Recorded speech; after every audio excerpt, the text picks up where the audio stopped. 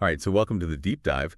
And today we're going to get into something pretty interesting. We're talking about Tropicana, and, you know, everybody knows Tropicana orange juice is a huge brand, and, well, it actually went bankrupt. Yeah, it's kind of wild to think about, right? I mean, like, how does a brand that big just, fall apart like that? Right, and that's what today's deep dive is all about. We're Yeah. going to look at, how did a brand as big as Tropicana end up in bankruptcy court? And what does that even mean for, other brands, brands that we think of as being like, unbeatable, the big names. Yeah, for sure. Like, are there warning signs there, Like, what can we learn from this whole Tropicana thing? Exactly. And so the source material that we're using today is, it's a blog post by Lehnes, and it's called Squeezed Out, The Fall of Tropicana and What It Means for Legacy Brands. So pretty straightforward title, pretty much tells you what we're going to be getting into. Yeah, totally. And I mean, like, just to kick things off, like, one of the things that I found really interesting in this article is that it points to this really specific moment. Like, 2015, apparently that's when Tropicana just, like, really started to tank. Like, their market share plummeted by, like, 10%. 10%. Wow, it's crazy. Like, they were, like, the king of orange juice, right? And then, boom, 10% drop. Yeah, I mean, I remember growing up, like, Tropicana was, like, synonymous with orange juice. Yeah. Like, Yeah. You went to the store, you got orange juice, it was Tropicana. So something must have happened, right? Like, what was going on? Well, that's what we're going to dig into. So, the blog post kind of lays out a few different factors that contributed to Tropicana's downfall. One of the big ones is this whole idea of changing tastes. Like, consumers, especially younger generations, are moving away from, like, sugary drinks, right? Like, they're more health conscious these days. Right. Yeah, I mean, I feel like I'm way more likely to, like, grab a smoothie or some kind of like cold pressed green juice these days than I am to pour myself a glass of orange juice. Totally. And that's a trend that Tropicana really struggled to keep up with. Okay, but didn't they try to appeal to that like health conscious crowd though? Like I remember seeing like heart healthy claims on their cartons and stuff. Like weren't they trying to get on that bandwagon? Yeah, they definitely tried. Like they introduced some new products, they tweaked their marketing messages, but the article kind of suggests that it wasn't enough. Like, it wasn't convincing enough for consumers. Oh, interesting. So it's not just about changing tastes. It's about, like, changing perceptions of brands, too. Yeah. Huh. Okay, so that's one factor. What else? What else was going on? Well, another major challenge that Tropicana faced was supply chain issues. So, like, they're reliant on citrus crops, right, obviously, to make orange juice. Of course. And the blog post talks about how they were hit pretty hard by rising production costs and then all these disruptions caused by like climate change and citrus greening disease. Oh, wow. So it wasn't even just like consumer preferences that were changing. It was like, it was getting harder to even just get the oranges in the first place. Exactly. Like getting squeezed on all sides, right? Yeah. Pun intended. Oh, very good. Okay. So we've got changing tastes. We've got supply chain problems. What else? Anything else? I mean, I feel like Tropicana also made a few missteps of their own, right? Yeah. Like I'm thinking specifically about that whole rebranding debacle a few years back. Oh, yeah. The 2009 packaging redesign. Yeah, that was a major blunder. I mean, like, come on. They got rid of that iconic orange with a straw. Like, what were they thinking? It was a bold move, and it backfired spectacularly. Consumers hated the new packaging. I remember that. It just felt so generic. They were trying too hard to be modern, and they just completely lost sight of what people loved about the brand. And it cost them big time. Sales plummeted something like 20% in just 2 months. Like they had to scramble to bring back the original packaging. Ouch. Okay, so even a giant like Tropicana isn't immune to making a colossal marketing mistake.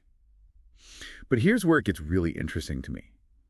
The blog post also talks about how Tropicana was facing this like increased competition, not just from other big name brands, but also from like private label brands and all these new innovative beverage companies that were popping up. Yeah, that's a really important point. Like, it wasn't just about Tropicana's own missteps.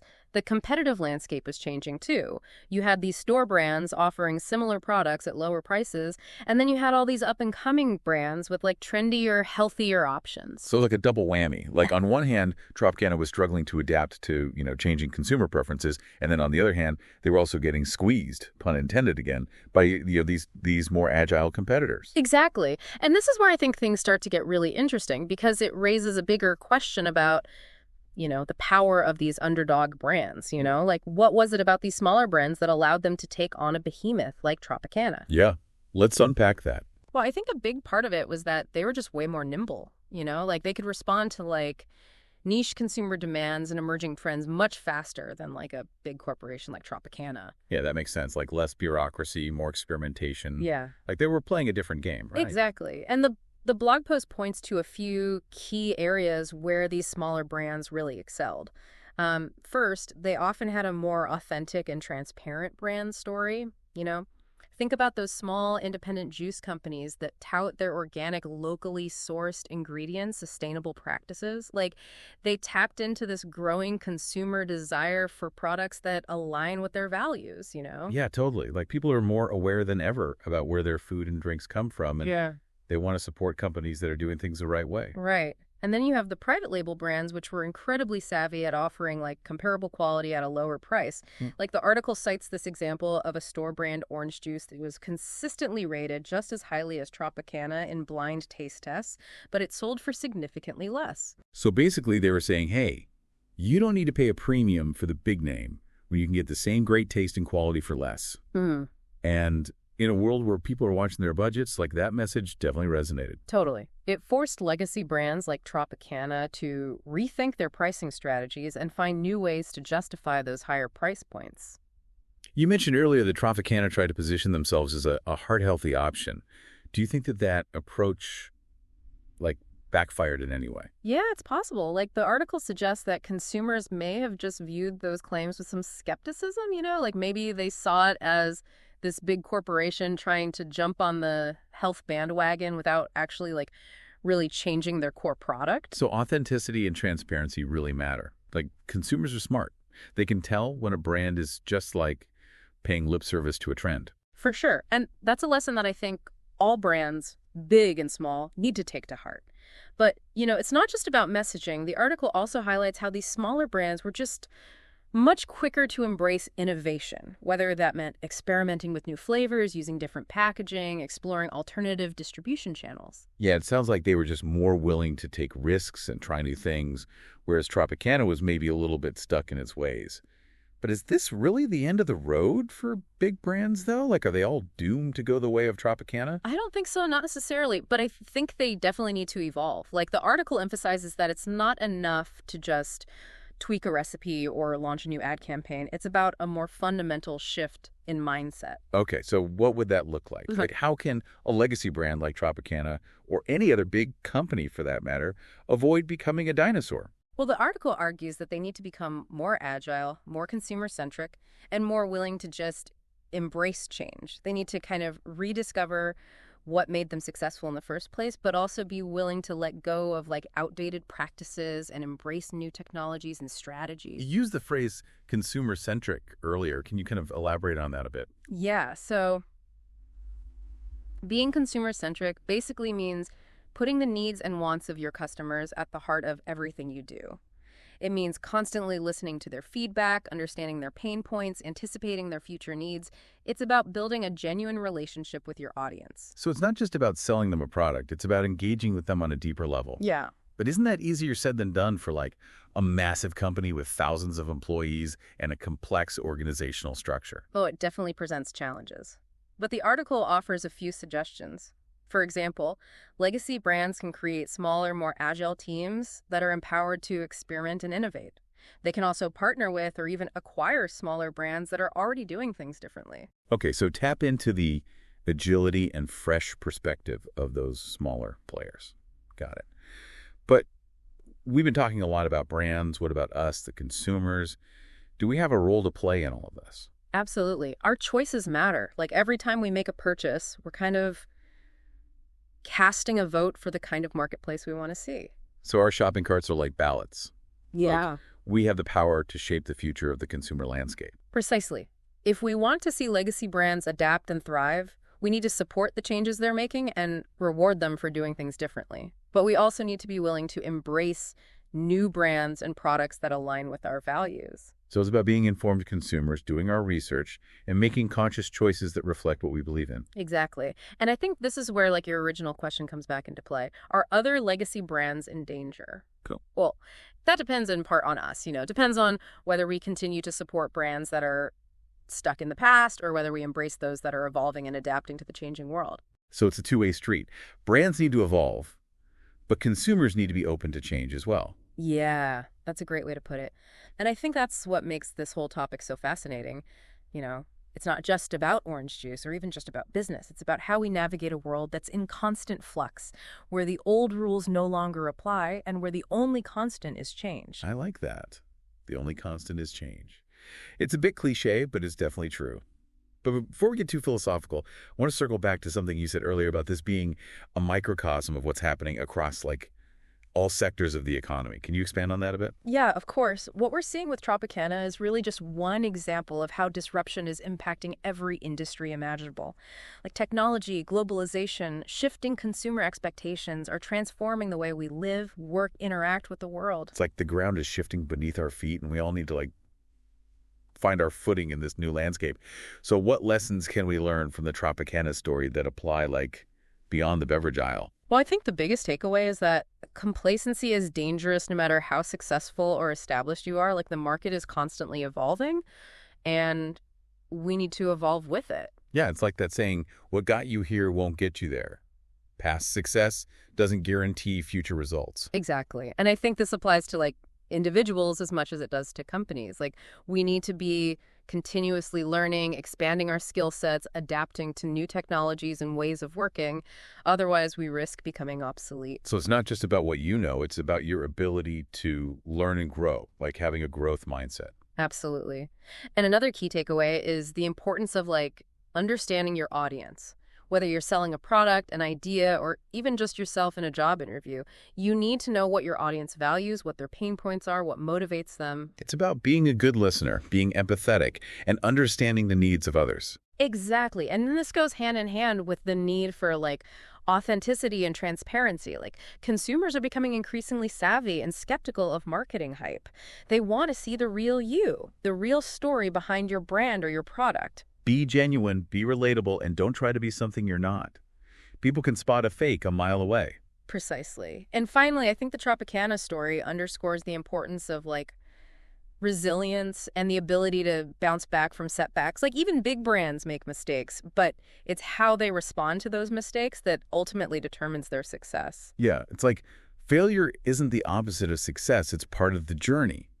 It's about learning from your mistakes, adapting, and coming back stronger. Couldn't have said it better myself. So to sum it all up, be adaptable, be authentic, be resilient, and never underestimate the power of the underdog. And always remember, change is the only constant. Wow, that's a lot to think about. But hey, that's what deep dives are all about, right? Challenging our assumptions, expanding our perspectives, and maybe even inspiring us to make some changes in our own lives. Indeed.